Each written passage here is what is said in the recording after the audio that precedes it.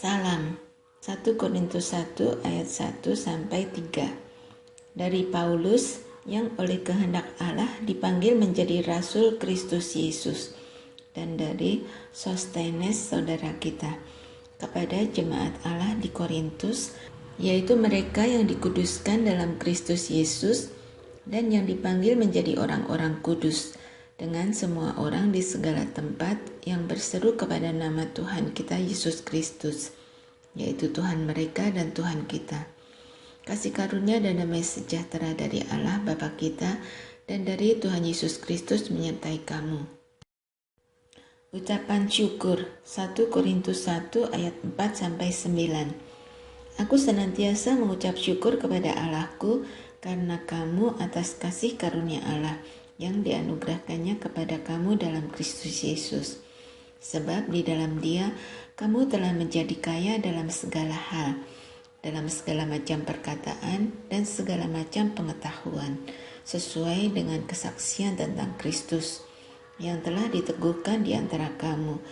Demikianlah kamu tidak kekurangan dalam suatu karunia pun, sementara kamu menantikan penyataan Tuhan kita Yesus Kristus. Ia juga akan meneguhkan kamu sampai kepada kesudahannya, sehingga kamu tak bercacat pada hari Tuhan kita Yesus Kristus. Allah yang memanggil kamu kepada persekutuan dengan anaknya Yesus Kristus Tuhan kita adalah setia.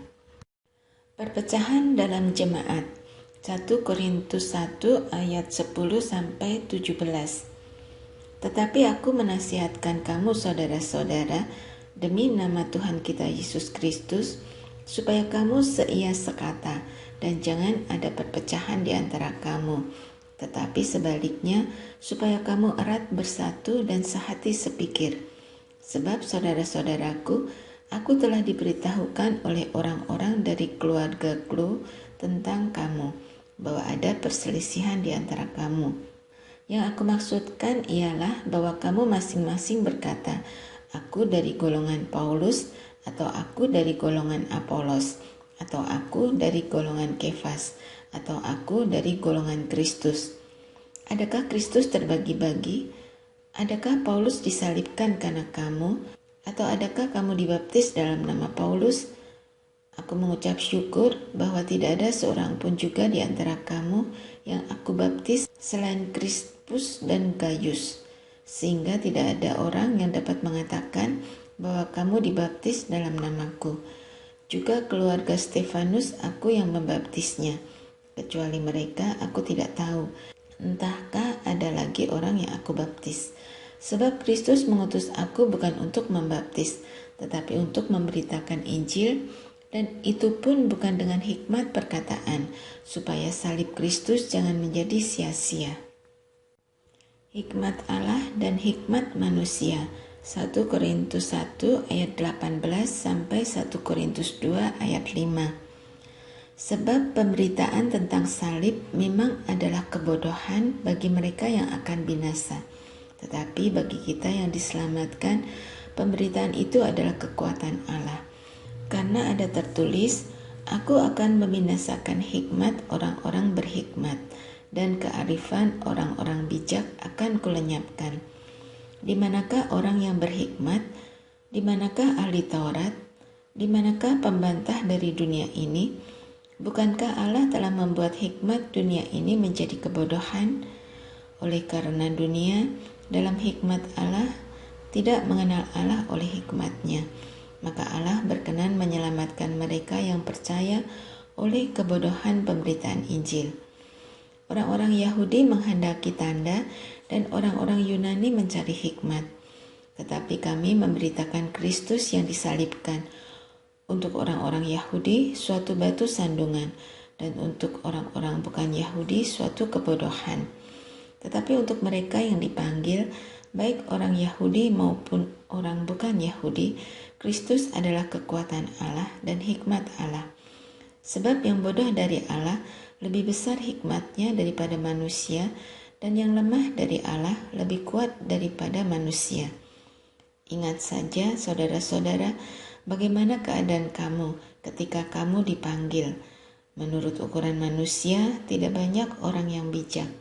Tidak banyak orang yang berpengaruh, tidak banyak orang yang terpandang. Tetapi apa yang bodoh bagi dunia dipilih Allah untuk memalukan orang-orang yang berhikmat.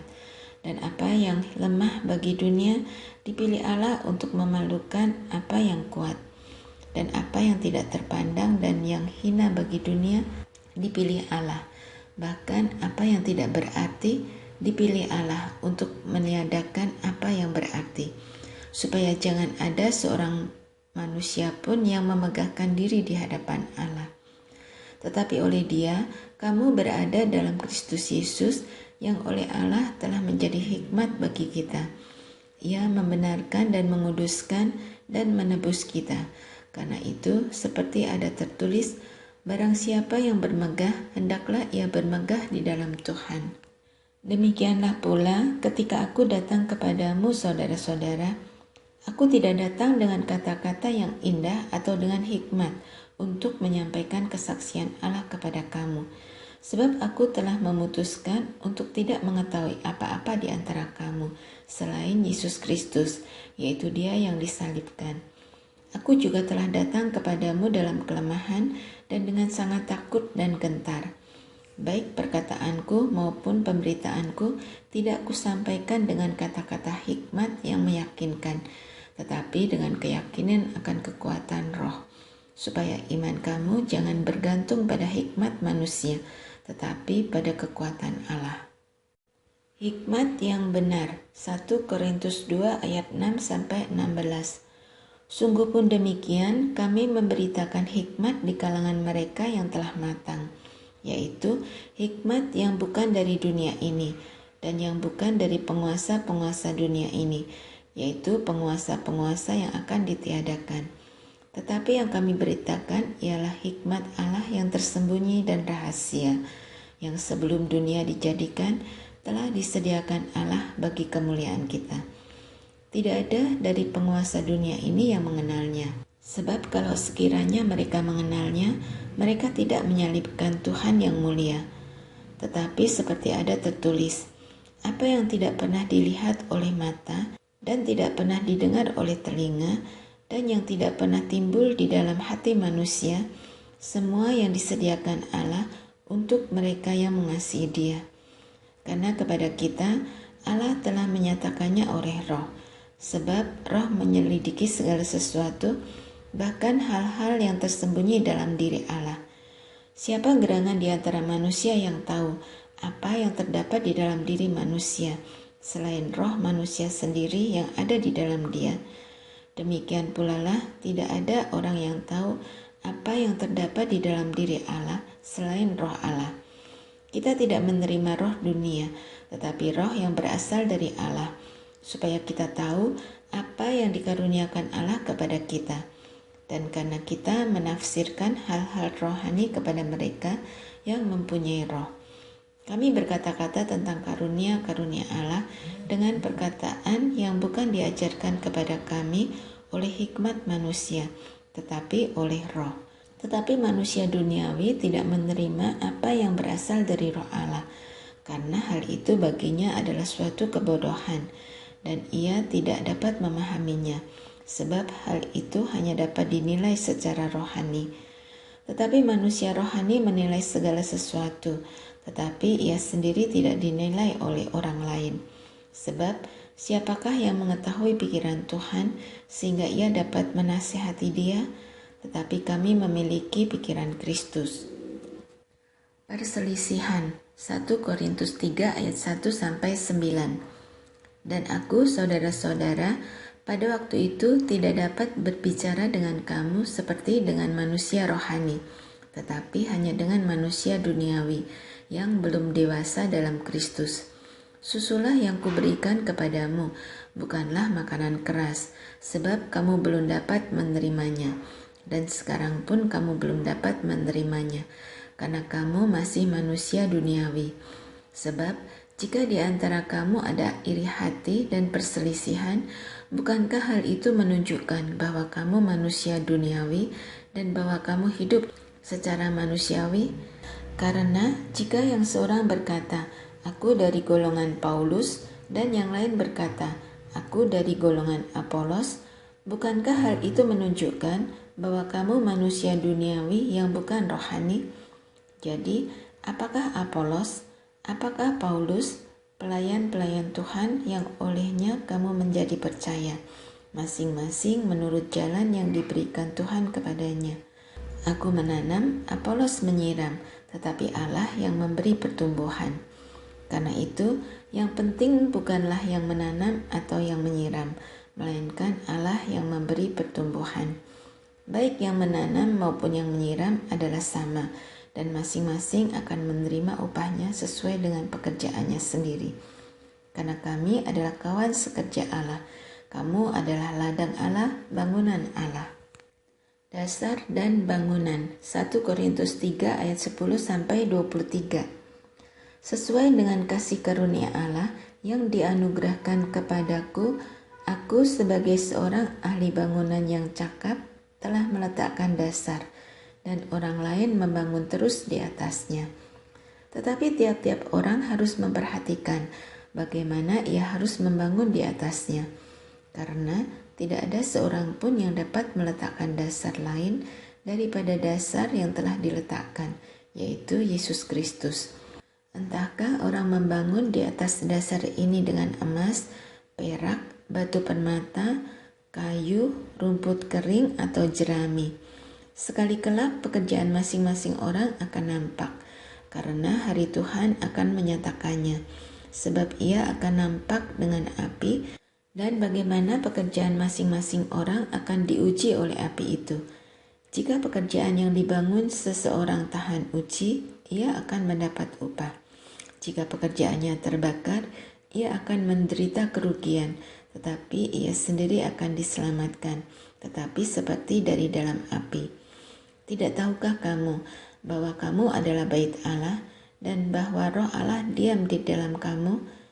Jika ada orang yang membinasakan bait Allah, maka Allah akan membinasakan dia. Sebab bait Allah adalah kudus dan bait Allah itu ialah kamu. Janganlah ada orang yang menipu dirinya sendiri.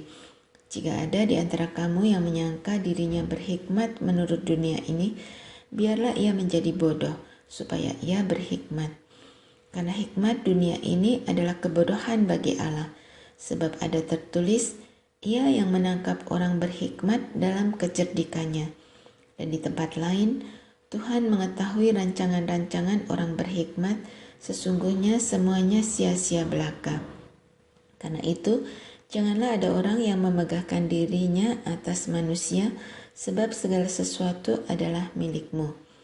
Baik Paulus, Apolos, maupun Kefas, baik dunia, hidup maupun mati, baik waktu sekarang maupun waktu yang akan datang, semuanya kamu punya. Tetapi kamu adalah milik Kristus, dan Kristus adalah milik Allah. Tuhan adalah satu-satunya hakim. 1 Korintus 4 ayat 1-5. Demikianlah hendaknya orang memandang kami sebagai hamba-hamba Kristus, yang kepadanya dipercayakan rahasia Allah. Yang akhirnya dituntut dari pelayan-pelayan yang demikian ialah bahwa mereka ternyata dapat dipercayai. Bagiku sedikit sekali artinya, entahkah aku dihakimi oleh kamu atau oleh suatu pengadilan manusia. Malahan diriku sendiri pun tidak kuhakimi, sebab memang aku tidak sadar akan sesuatu, tetapi bukan karena itulah aku dibenarkan. Dia yang menghakimi aku ialah Tuhan. Karena itu, janganlah menghakimi sebelum waktunya, yaitu sebelum Tuhan datang. Ia akan menerangi juga apa yang tersembunyi dalam kegelapan, dan ia akan memperlihatkan apa yang direncanakan di dalam hati. Maka, tiap-tiap orang akan menerima pujian dari Allah. Rendahkanlah dirimu. 1 Korintus 4 ayat 6-21. Saudara-saudara, kata-kata ini aku kenakan pada diriku sendiri dan pada Apolos, karena kamu, supaya dari teladan kami, kamu belajar apakah artinya ungkapan, jangan melampaui yang ada tertulis, supaya jangan ada di antara kamu yang menyombongkan diri dengan jalan mengutamakan yang satu daripada yang lain. Sebab siapakah yang menganggap engkau begitu penting, dan apakah yang engkau punyai yang tidak engkau terima? Dan jika engkau memang menerimanya, mengapakah engkau memegahkan diri seolah-olah engkau tidak menerimanya? Kamu telah kenyang, kamu telah menjadi kaya, tanpa kami kamu telah menjadi raja. Alangkah baiknya kalau benar demikian, bahwa kamu telah menjadi raja, sehingga kami pun turut menjadi raja dengan kamu. Sebab menurut pendapatku, Allah memberikan kepada kami, para rasul, tempat yang paling rendah, sama seperti orang-orang yang telah dijatuhi hukuman mati. Sebab kami telah menjadi tontonan bagi dunia, bagi malaikat-malaikat dan bagi manusia. Kami bodoh oleh karena Kristus, tetapi kamu arif dalam Kristus. Kami lemah, tetapi kamu kuat. Kamu mulia, tetapi kami hina. Sampai pada saat ini kami lapar, haus, telanjang, dipukul dan hidup mengembara. Kami melakukan pekerjaan tangan yang berat. Kalau kami dimaki, kami memberkati. Kalau kami dianiaya, kami sabar. Kalau kami difitnah, kami tetap menjawab dengan ramah. Kami telah menjadi sama dengan sampah dunia, sama dengan kotoran dari segala sesuatu sampai pada saat ini. Hal ini kutuliskan bukan untuk memalukan kamu, tetapi untuk menegur kamu sebagai anak-anakku yang kukasihi. Sebab sekalipun kamu mempunyai beribu-ribu pendidik dalam Kristus, kamu tidak mempunyai banyak bapa. Karena akulah yang dalam Kristus Yesus telah menjadi bapamu oleh Injil yang kuberitakan kepadamu. Sebab itu aku menasihatkan kamu, turutilah teladanku. Justru itulah sebabnya aku mengirimkan kepadamu Timotius, yang adalah anakku yang kekasih dan yang setia dalam Tuhan. Ia akan memperingatkan kamu akan hidup yang kuturuti dalam Kristus Yesus, seperti yang kuajarkan di mana-mana dalam setiap jemaat. Tetapi ada beberapa orang yang menjadi sombong karena mereka menyangka bahwa aku tidak akan datang lagi kepadamu. Tetapi aku akan segera datang kepadamu kalau Tuhan menghendakinya. Maka aku akan tahu bukan tentang perkataan orang-orang yang sombong itu, tetapi tentang kekuatan mereka. Sebab kerajaan Allah bukan terdiri dari perkataan, tetapi dari kuasa. Apakah yang kamu kehendaki? Haruskah aku datang kepadamu dengan cambuk atau dengan kasih dan dengan hati yang lemah lembut?